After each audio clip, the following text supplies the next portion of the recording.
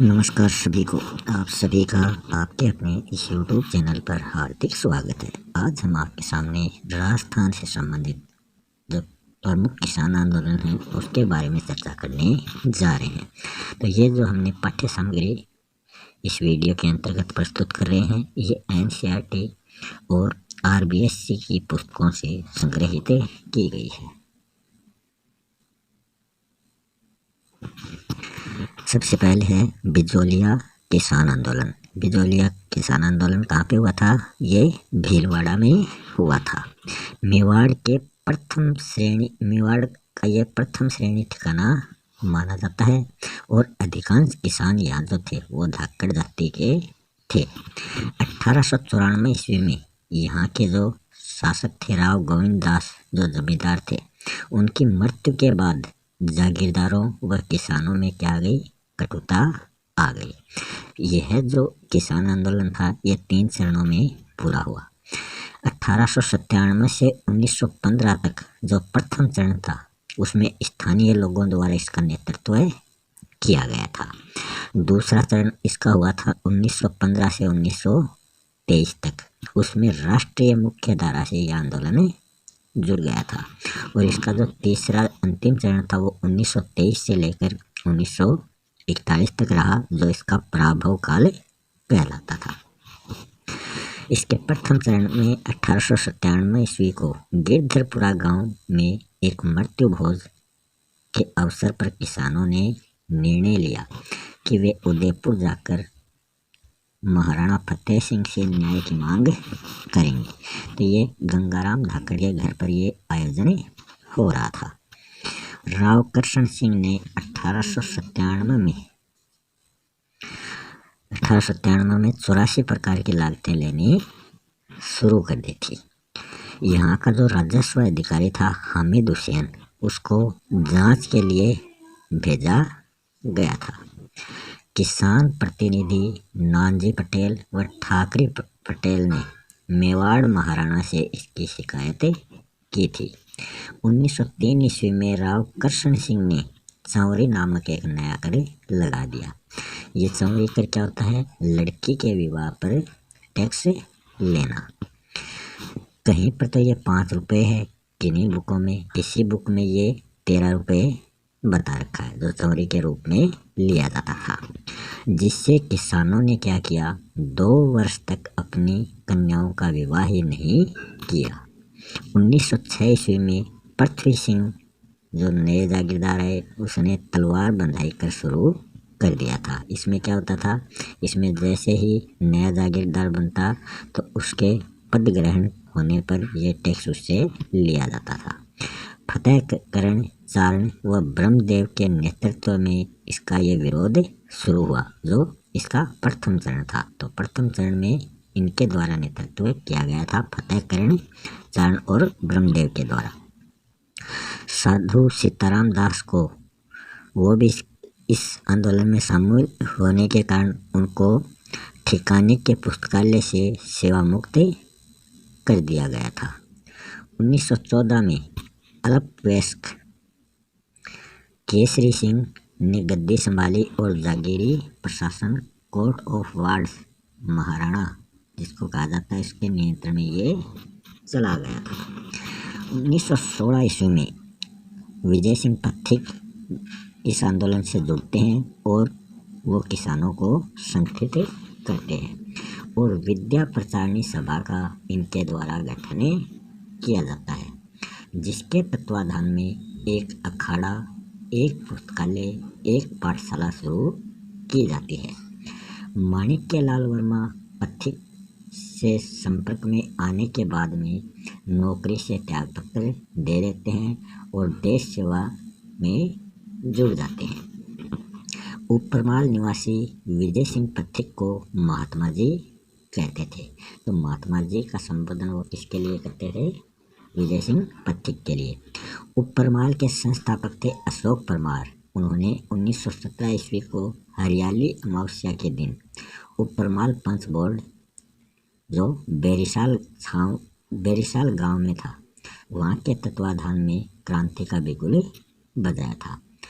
उपरमाल का डंका नाम से पंचायत पत्र निकाला गया था। तो उपरमाल से जो पंचायत पत्र निकलता था उसका नाम था डंका। बाल गंगाधर तिलक ने अंग्रेजी पत्र मराठा में संपादकीय लेख लिखा था। वर्मा जी ने इस आंदोलन के माध्यम से पंछेड़ा गीत गाया और प्रज्ञा चक्षु भंवरलाल जो थे वो भंवरलाल स्वर्णकार उन्होंने अपनी कविताओं के माध्यम से गांव में इस आंदोलन के विरुद्ध अलग जगाई। गोविंद निवास गांव के नारायण जी पटेल ने ठिकानों में बेगार करना बंद कर दिया। पथिक ने प्रताप समाचार पत्र जो किसके द्वारा संपादित होता था, गणेश शंकर विद्यार्थी के द्वारा, इस प्रताप पत्र के माध्यम से इस आंदोलन को राष्ट्रीय स्तर पर शुरू करने के कारण उनको चांदी की राखी भेजी थी।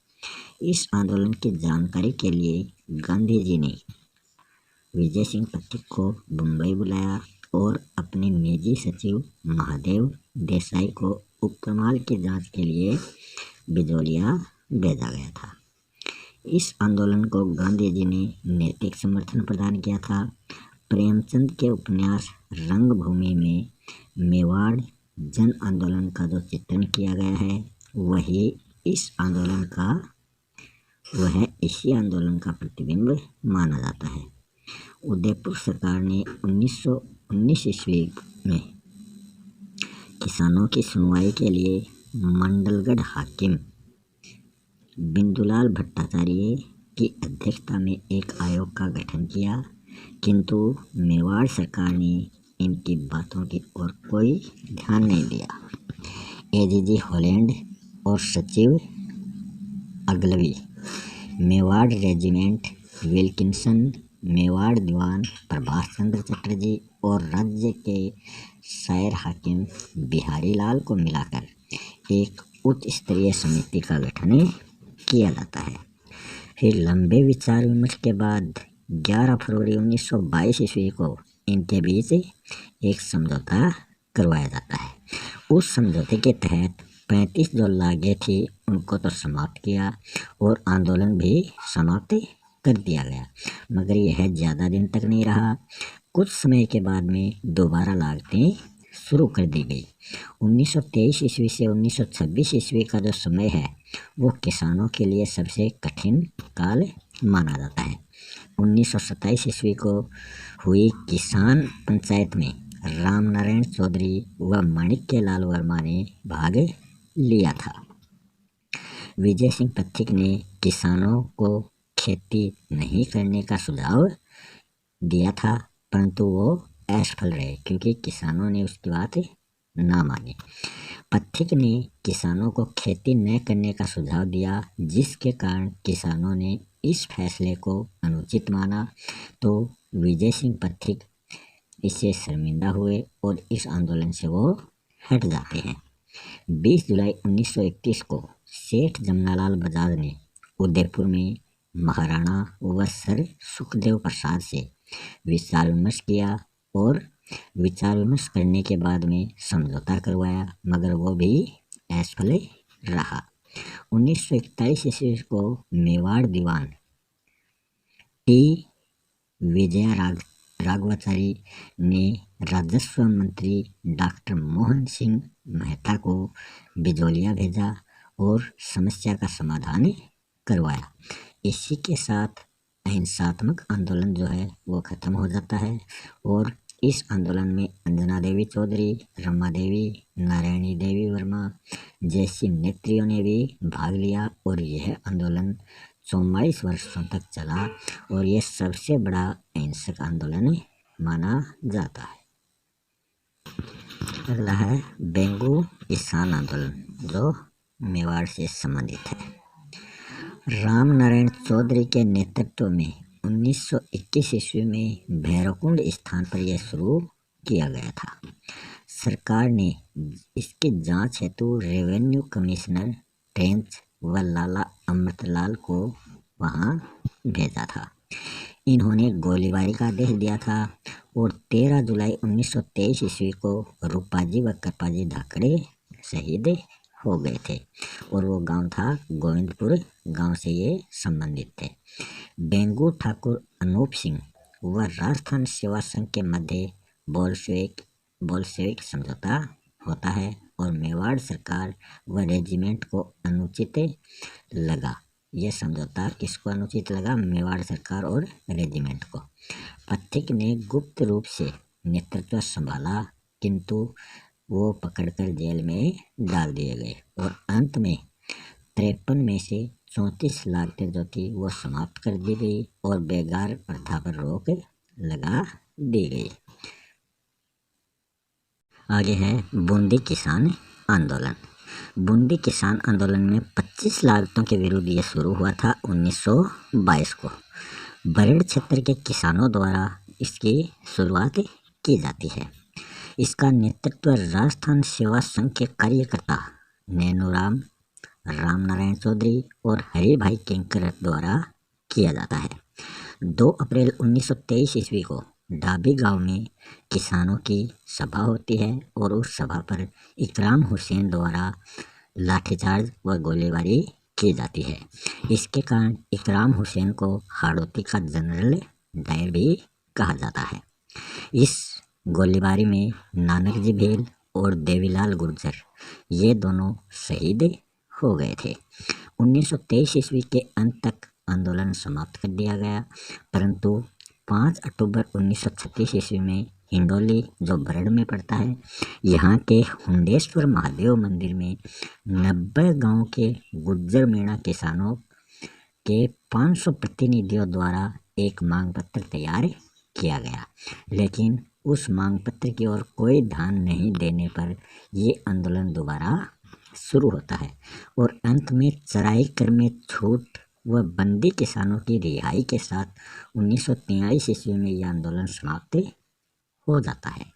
उसके बाद में अगला आंदोलन है निमोचना अलवर किसान आंदोलन। ये किसान आंदोलन सूरों की समस्या से संबंधित था। अलवर महाराजा जयसिंह द्वारा लगान दर बढ़ाने के विरोध में भी ये शुरू किया गया था। एक तो किसानों की जो खड़ी फसल थी उसको सूर बर्बाद कर रहे थे और जो महाराजा जयसिंह थे उन्होंने भी लगान की दरें बढ़ा दी, जिसके विरोध में ये शुरू होता है। 1922 ईस्वी में तीसरा भूमि बंदोबस्त बनता है, जिसमें राजपूतों व ब्राह्मणों से भी सम्मान कर लिया जाने लगा था कि पहले राजपूतों और ब्राह्मणों से कर नहीं लिया जाता था, अब उनसे भी कर लिया जाने लगा। 14 मई 1925 ईस्वी को लगभग 800 किसान जो थे वो निमोचना में एकत्रित होते हैं और उन पर सामंत सज्जू सिंह द्वारा गोलीबारी की जाती है और गांव में आग लगा दी जाती है। सामंत सज्जू सिंह को राजस्थान का डायर कहा जाता है। गांधी जी ने यंग इंडिया में जलियांवाला बाग से भी विभत्स दोहरी डायरशाही इसको बताया है। यंग इंडिया गांधी जी का पत्र था। दिल्ली पत्र जो रियासत नाम से आता है उसमें भी निमोचना आंदोलन की चर्चा की गई थी। आगे देखते हैं शेखावाटी के किसान आंदोलन। शेखावाटी के अंतर्गत झुंझुनू, सीकर और चूरू जिले आते हैं। तो सीकर महाराजा कल्याण सिंह के द्वारा करों में 50% तक वृद्धि के कारण रामनारायण चौधरी और हरि ब्रह्मचारी के नेतृत्व में ये शुरू होता है 1922 से। लंदन में प्रकाशित एक समाचार पत्र जिसका नाम है डेली हेराल्ड, वहाँ पर इस आंदोलन से संबंधित लेख छपे थे। इसकी जो गूंज थी शेखावाटी किसान आंदोलन की, वो केंद्रीय असेंबली व ब्रिटेन के हाउस ऑफ कॉमन्स में लेबर सदस्य पैट्रिक लॉरेंस ने किसान समर्थन में ये आवाज़ उठाई थी। राव राजा ने भूमि सर्वेक्षण हेतु छोटी जरीब का प्रयोग किया था। एक तो बड़ी जरीब आती है जिसमें माप बड़ा होता है, एक छोटी जरीब आती है। तो छोटी जरीब के हिसाब से इन्होंने लगान लगाना शुरू कर दिया, जिससे लगान अधिक हो गया था और इजाफा के नाम पर बीघा भूमि पर 2 आना कर की वृद्धि भी इनके द्वारा कर दी गई थी। प्रति बीघा में 2 आने की वृद्धि हो गई थी। अक्टूबर 1925 ईस्वी में जाट सभा बगड़ द्वारा शोषण के विरुद्ध रूपरेखा तैयार की गई। बगड़ पड़ता है झुंझुनू जिले में। यहाँ पर रूपरेखा तैयार हुई थी। भरतपुर जाट नेता देशराज ने संघर्ष के लिए सबको प्रेरित किया था। झुंझुनू सभा में 60,000 लोगों ने भाग लिया था और सितंबर 1933 ईस्वी को पलथाना में पंडित खेमराज की देखरेख में ये शुरू होता है। क्या यज्ञ शुरू होता है और यज्ञ समाप्ति के बाद यज्ञपति कुंवर हुकुम सिंह को हाथी पर बैठाकर जुलूस निकालना चाहते थे कि जो सभा हुई थी उसमें यज्ञ हुआ और यज्ञ के बाद में कुंवर हुकुम सिंह को हाथी पर बैठाकर वो जुलूस निकालना चाहते थे, किंतु उनका हाथी चुरा लिया जाता है और महायज्ञ के लिए राजा ने हाथी देने से मना कर दिया था। वो सोच रहे थे कि अगर ये यज्ञ के अंतर्गत जुलूस जो निकालते हैं वो हाथी पर बैठ के निकालेंगे तो अपनी जो प्रतिष्ठा है वो कम हो जाएगी, इसलिए राजा ने हाथी चुरवा लिया था। वो राजा से हाथी मांगने गए तो राजा ने मना कर दिया, जिसके कारण आलोचना इनकी बहुत होती है। किसान नेता छोटू सिंह ने एक तार भेजा जयपुर महाराजा को और सूचना दी कि ऐसे हम यज्ञ कर रहे थे और हमारा हाथी चुरा लिया। हमने राजा से दूसरा हाथी मांगा जुलूस के लिए तो उन्होंने मना कर दिया और सजा सजाया हाथी बाद में क्या होता है उनको दिया जाता है। जाट सभा सचिव चंद्रभान को 6 माह की सजा होती है और 51 रुपये का जुर्माना उस पर भी लगाया जाता है। सीहोर ठाकुर मानसिंह के द्वारा सोतियाबास में महिलाओं के प्रति दुर्व्यवहार के कारण 25 अप्रैल 1934 को किशोरी देवी के नेतृत्व में 10,000 महिलाओं ने भाग लिया था। अप्रैल 1935 ईस्वी को सिक्कर राजस्व अधिकारी पुलिस के साथ लगान वसूलने के लिए कुंदनगांव पहुंचते हैं, जिससे वहां की जनता भड़क जाती है और पुलिस द्वारा गोलीबारी कर दी जाती है, जिससे चेतराम, टिक्कूराम, तुलसाराम व आसाराम जाट किसान जो हैं वो शहीद हो जाते हैं और 14 किसान जो है वो घायल हो गए और 175 किसानों को गिरफ्तार कर लिया जाता है। इस किसान आंदोलन की गूंज ब्रिटिश संसद में सुनाई देती है। इस आंदोलन में किसानों को संगठित होने की प्रेरणा जो दी है वो धापी दादी ने दी है। इस आंदोलन के जो नेतृत्व करता थे वो थे हरलाल सिंह, नेतराम सिंह, पृथ्वी सिंह बोठरा, पन्ने सिंह बाटड़ा नाऊ, हरू सिंह पलथाना, गोरू सिंह कटरातल, ईश्वर सिंह भैरोपरा आदि थे। 16 मई 1934 ईस्वी को हमीरवास के ठाकुर कल्याण सिंह के आदमियों ने हनुमानपुरा गांव में 33 जाट किसानों के घरों को आग लगा दी थी। इसी प्रकार ढूंढलोद के ठाकुर ने जयसिंहपुरा गांव के किसानों को आतंकित किया था। शेखावाटी जाट किसान पंचायत की ओर से 9 अक्टूबर 1934 ईस्वी को जयपुर महाराजा मानसिंह को एक मांग पत्र भेजा गया। अंततः 1936 ईस्वी को किसानों में भूमि सर्वेक्षण व बंदोबस्त की प्रक्रिया शुरू हो जाती है। मार्च 1947 को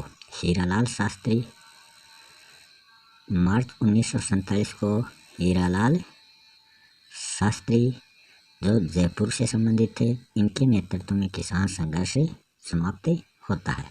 चिड़ावा के मास्टर कालीचरण ने सेवा समिति का गठन किया था। अखिल भारतीय देशी रियासत परिषद की ओर से हीरालाल, गोकुल भाई, बीकानेर के रघुवर दयाल गोयल ने राय सिंह नगर के बीरबल हत्याकांड की समीक्षा की।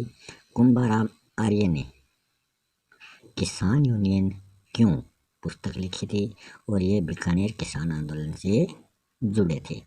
चंडावल किसान आंदोलन 1945 ईस्वी को व डाबड़ा किसान आंदोलन 1947 ईस्वी को दबाने का भी प्रयास किया गया। तो इसी के साथ ये किसान आंदोलन यहाँ समाप्त होते हैं। मिलते हैं नेक्स्ट वीडियो में एक नए टॉपिक के साथ। तब तक के लिए धन्यवाद।